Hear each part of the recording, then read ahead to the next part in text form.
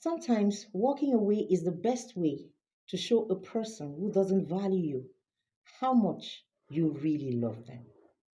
I know most times when we talk about walking away from toxic relationships or marriages, we get things like, oh, it's easier said than done.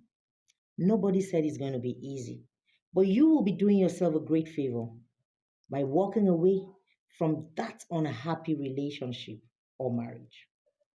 Most times when we walk away from people, we they tend to have this belief that we won't do well, that we will fail.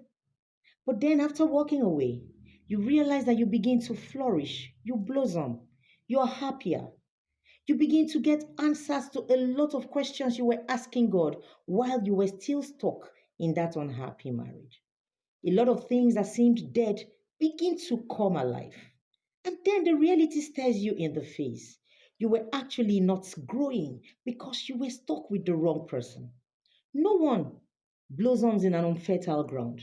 So the more you stay on in that unhappy and unhealthy relationship and marriage, the more your growth process will be truncated. Maturity and experience has taught me over time that everyone deserves to be happy. So if you are with someone who doesn't make you happy, do yourself a favor. Walk away. That person that you do not value is someone else's prayer point out there. Unfortunately, he or she is the reason why someone is having sleepless nights and will do anything to be with them. I've seen a lot of single mothers who are doing amazingly well after they left their marriages. Oh, the single fathers aren't left out. I've seen single dads who, boom, begin to blossom. Their businesses thrive, their finances grow the minute they walk away from that toxic marriage. Don't get stuck with someone who doesn't value you. Which actually takes me to the importance of talking stage in any relationship or marriage. Unfortunately, a lot of us take our talking stage for granted. We're rather carried away with the issue, the inquiry, the date nights, the gifts that are sent to us. Instead of talking and getting to know if you're going in the same direction and probably securing a future.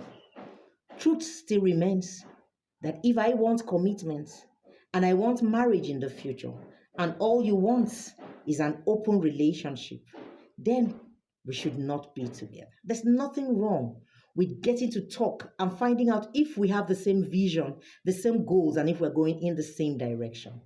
Recently, I watched an interview where Fina, the Big Brother Niger winner, said she doesn't have a boyfriend, but she has men who she can call up whenever she wants to have sex.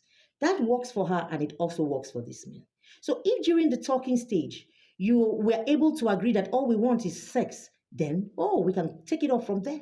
But if, like I said, you want an open relationship and I want something serious, then we should go our separate ways. So I find someone who wants something serious, and you find someone who also wants an open relationship. A lot of couple are single and unhappy in their marriages because they took their talking stage for granted. If you know the number of couples who are silently praying to God for their spouse to die, you will not be in a hurry to get into marriage. Oh, yes, you heard me. A lot of wives are praying for their husbands to die. They are hearing me and they know it's the truth. A lot of husbands are doing the same because they probably don't want to go through the stress of separation and divorce. You don't need to wait to get into marriage and start praying for your spouse to die. Now is the time. Now is the opportunity you have to talk during your talking stage and ensure that whoever it is you want to spend it to say I do to has the same goals with you. Marriage is meant to be enjoyed, not endured. A word is enough for the wise.